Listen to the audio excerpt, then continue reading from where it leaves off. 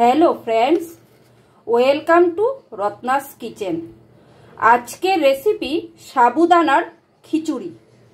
आपनारा এই রেসিপিটা যে কোনো নিরামিষের দিনে বা যে কোনো উপবাসের দিনে এই রেসিপিটা বানাতে পারেন। আশা করি আপনাদের ভালো লাগবে। আজকে আমি কিভাবে এই সাবুদানা দিয়ে খিচুড়ি তৈরি করলাম সেটাই এখন আপনাদের সাথে শেয়ার করব বন্ধুরা। তো রেসিপিটা যদি আপনাদের ভালো লাগে তাহলে একটা লাইক আর কমেন্ট করতে ভুলবেন না। আর আপনারা যদি ইউটিউব থেকে আমার ভিডিও দেখে থাকেন তাহলে আমার চ্যানেলটাকে প্লিজ সাবস্ক্রাইব করার অনুরোধ রইল, আর পাশে থাকা বেল আইকনটাও প্রেস করার অনুরোধ রইল। আর আপনারা যদি ফেসবুক থেকে আমার ভিডিওটা দেখে থাকেন তাহলে আমার চ্যানেলটাকে ফলো করার অনুরোধ রইল। নতুন বন্ধুদেরকে পাশে থাকার আমন্ত্রণ জানাই, আর পুরনো বন্ধুদেরকে অসংখ্য ধন্যবাদ জানাই। তাহলে চলুন বন্ধুরা রেসিপিটা শুরু করি। আজকে আমি কিভাবে এই সাবুদানার ঝরঝরে খিচুড়িটা তৈরি করলাম। আর সাবুদানার খিচুড়ির জন্য আমি এক বাটি এইভাবে সাবুদানা নিয়েছি। এটাকে আমি প্রথমে একটু শুকনো কড়াইয়ের মধ্যে ভেজে নেব। সাবুদানাটা যদি আগের থেকে একটু শুকনো কড়াইয়ের মধ্যে ভেজে নেওয়া যায় তাহলে কি হয়, গ্যাস অম্বল হওয়ার ভয় থাকে না। অনেকে সাবুদানা খেলে গ্যাস অম্বল হওয়ার ভয় থাকে। তো সাবুদানাটাকে আগে একটু শুকনো কড়াইয়ের মধ্যে যদি এই 2 মিনিটের মতো একটু ভেজে নিয়ে তারপর আর রান্না করা যায় তাহলে আর সাবুদানার থেকে গ্যাস অম্বল হওয়ার ভয় থাকে না। তো আমি এটাকে এখন একটু 2 মিনিট শুকনো কড়াইয়ের মধ্যে একটু ভেজে নেব।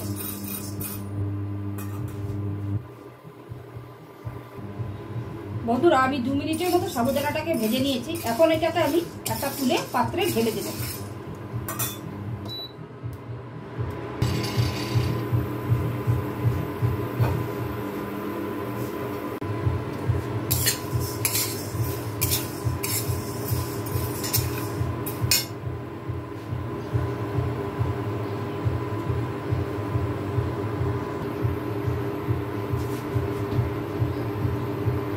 বন্ধুরা মুগ ডালটাকে আমি এই গরম জলের মধ্যে আধ ঘন্টা এইভাবে ভিজিয়ে রেখে দেব।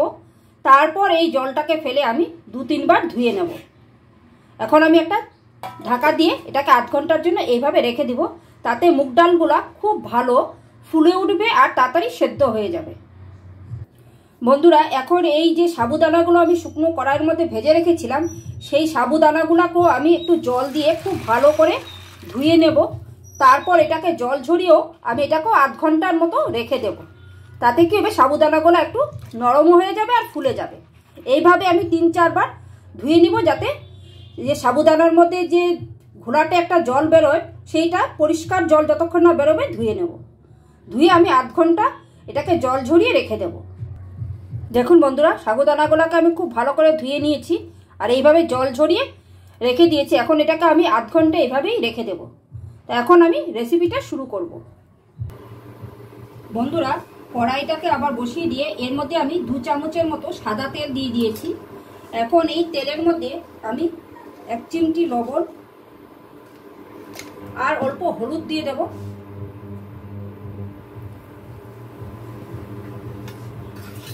এখন লবণটাকে আর হলুদটাকে আমি ভালো করে তেলের সাথে একটু মিশিয়ে নেব।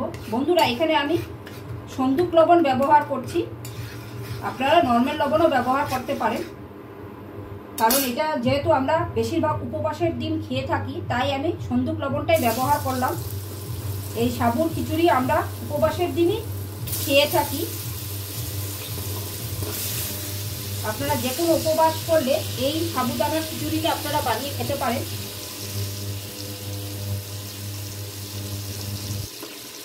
এখন এই ফুলকপিটাকে আর আলুটাকে একটু আমি হালকা ভেজে নেব।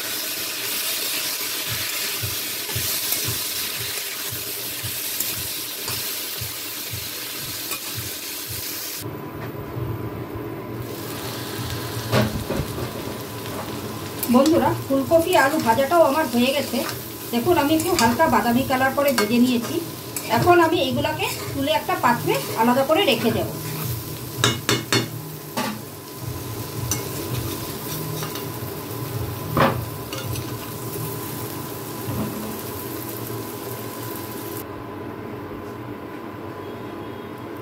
বন্ধুরা আমি আলু ফুলকপিটাকে তুলে নিয়ে এর মধ্যে আবারও 2 চামচ সরষের তেল দিয়েছি।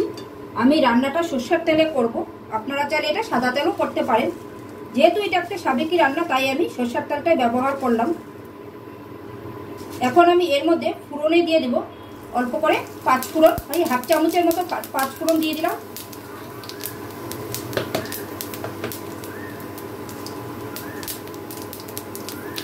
দুটো শুকনো লঙ্কাকে ছিঁড়ে দিয়ে দিলাম।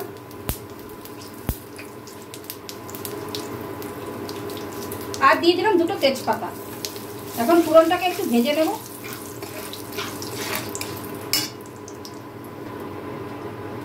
ফোড়নটা ভাজা হয়ে গেছে বন্ধুরা। এখন আমি এর মধ্যে 2 চামচের মতো আদা আর কাঁচা লঙ্কা থেতো করে নিয়েছিলাম, সেই থেতো কাঁচা লঙ্কা আদাটা দিয়ে দিলাম। আপনারা চাইলে এখানে পেস্টও ব্যবহার করতে পারেন।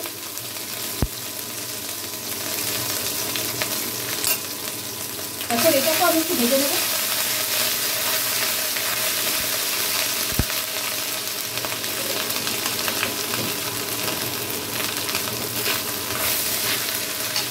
আদা কাঁচা গন্ধটা না যাওয়া পর্যন্ত একটু ভেজে নিচ্ছি বন্ধুরা।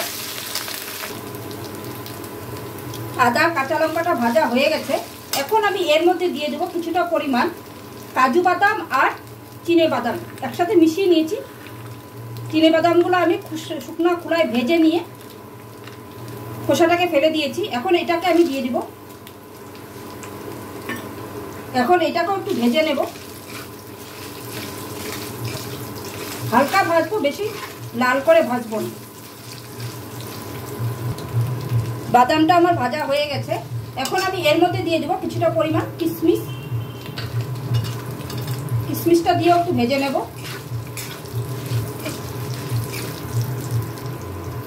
এগুলো ভাজা হয়ে গেছে বন্ধুরা। এখন আমি এর মধ্যে দুটো টমেটোকে এইভাবে টুকরো করে কেটে নিয়েছি, এই টমেটোগুলো দিয়ে দেব।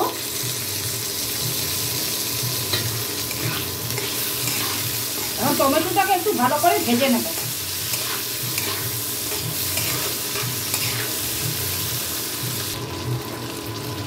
টমেটোটাকেও হালকা ভেজে নিয়েছি বন্ধুরা। এখন আমি এর মধ্যে গুঁড়ো মশলাগুলো অ্যাড করে দেব। প্রথমে দিয়ে দিচ্ছি আমি 1.5 চামচের মতো হলুদের গুঁড়ো, 1 চামচের মতো জিরের গুঁড়ো,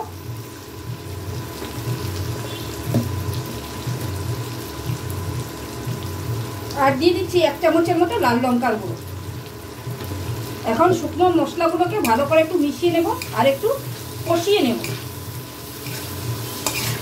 এখন আমি এর মধ্যে অল্প করে জল অ্যাড করে দিব, যাতে মশলাটা নিচে লেগে না যায়। অল্প করে জল দিয়ে দিলাম বন্ধুরা। এখন মশলাটাকে খুব ভালো করে কষিয়ে নেব।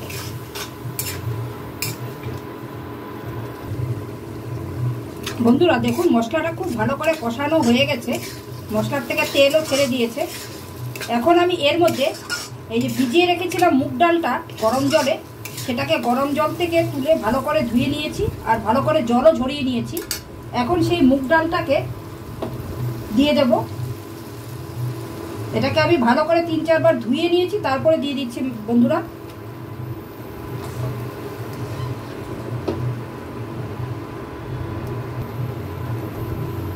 মুগ ডালটা পুরোটা দিয়ে দিয়েছি বন্ধুরা। এখন এই মুগ ডালটাকে আমি মশলার সাথে একটু ভালো করে ভেজে নেব।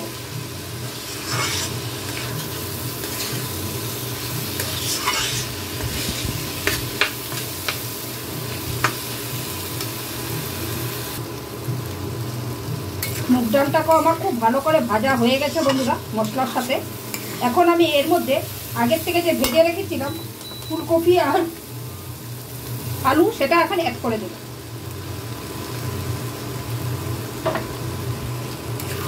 এখন এটাকেও খুব ভালো করে মিশিয়ে নেব আর একটু কষিয়ে নেব।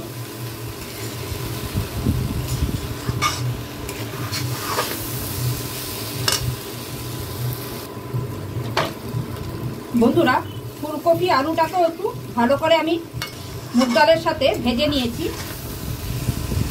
এখন আমি এর মধ্যে কয়েকটা ফ্রোজেন মটরশুঁটি অ্যাড করে দেব। আপনারা চাইলে ফ্রেশ মটরশুঁটিও দিতে পারেন। এটা আমি বাড়িতে তৈরি করে আমার ফ্রোজেন মটরশুঁটি, সেটা অ্যাড করে দিলাম।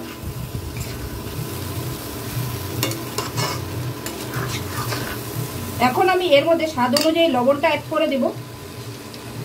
আমি এখানে সন্দুক লবণ ব্যবহার করছি, যেহেতু উপবাস উপলক্ষে এটা তৈরি করা হচ্ছে। আর আপনারা চাইলে এখানে নর্মাল লবণও ব্যবহার করতে পারেন। আমি স্বাদ অনুযায়ী লবণটা দিয়ে দিলাম। এখন আমি লবণটাকে খুব ভালো করে মিশিয়ে দেব।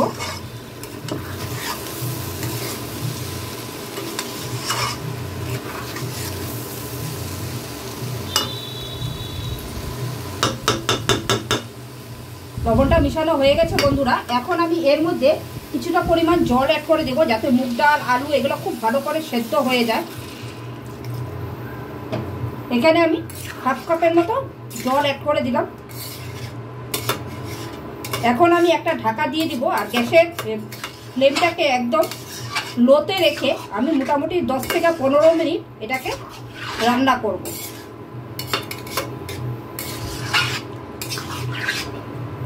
এখন একটা ঢাকা দিয়ে দিব আর গ্যাসের ফ্লেমটাকে লো করে দেব। আর আমি 15 মিনিট পর আবার ফিরে আসছি বন্ধুরা।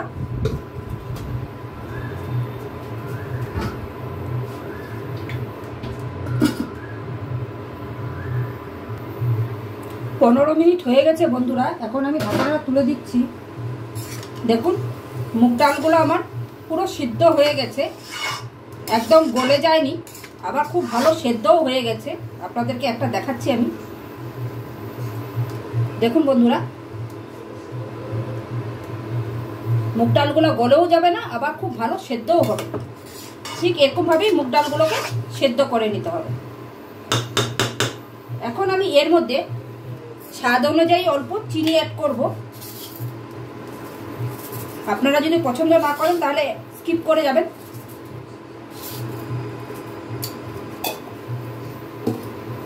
এখন চিনিটাকে খুব ভালো করে মিশিয়ে দেব।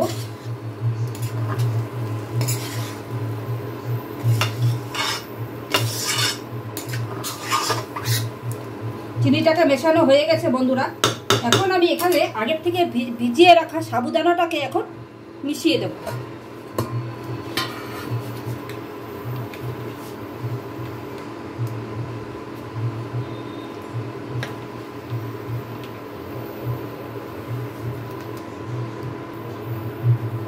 বন্ধুরা সাবুদানাটাও আমি পুরো দিয়ে দিয়েছি। এখন সাবুদানাটাকেও এই মুগ ডাল সবজির সাথে ভালো করে মিশিয়ে নেব।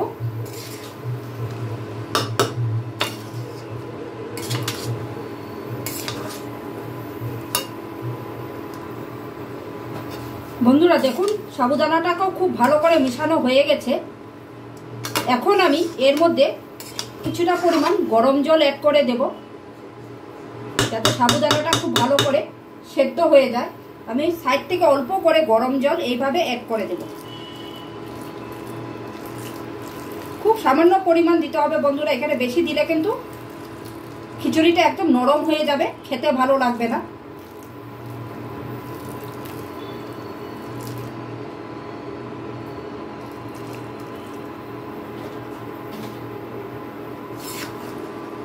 এখন আমি এটাকে খুব ভালো করে মিশিয়ে দেব আর গ্যাসের ফ্লেমটাকে বন্ধ করে দেব।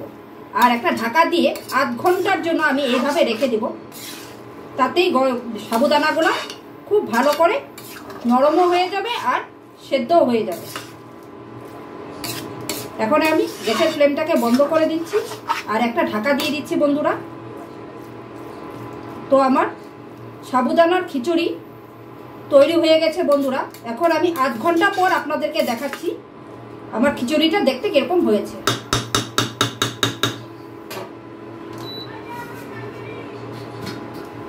তো বন্ধুরা এই যে ঢাকা দিয়ে দিলাম, এখন আবার আধ ঘন্টা পর আপনাদেরকে দেখাবো খিচুড়িটা দেখতে কিরকম হয়েছে। বন্ধুরা আধ ঘন্টা হয়ে গেছে। এখন আমি ঢাকনাটা তুলে দিচ্ছি আর দেখুন আমার এই সাবুদানার খিচুড়িটা কতটা ঝরঝরা হয়েছে। আর এটা ঠান্ডা হলে আরো অনেকটাই ঝরঝরা হয়ে যাবে গিয়ে। এখন আমি উপর থেকে অল্প করে ঘি অ্যাড করে দিব আর ঘিটাকেও এখন একটু মিশিয়ে দিব। তো বন্ধুরা আজকে আমার এই রেসিপিটা সাবুদানার ঝরঝরে খিচুড়ি আপনাদের কেমন লাগলো অবশ্যই আমাকে কমেন্টস বক্সে জানাবেন। আর যদি ভালো লাগে তাহলে একটা লাইক আর কমেন্ট করতে ভুলবেন না। আর বন্ধুরা আজকের ভিডিওটা আমি এখানেই শেষ করছি। আপনারা সকলে সুস্থ থাকবেন, ভালো থাকবেন। আবার একটা নতুন ভিডিও নিয়ে আপনাদের সাথে আমার দেখা হবে। Thank you.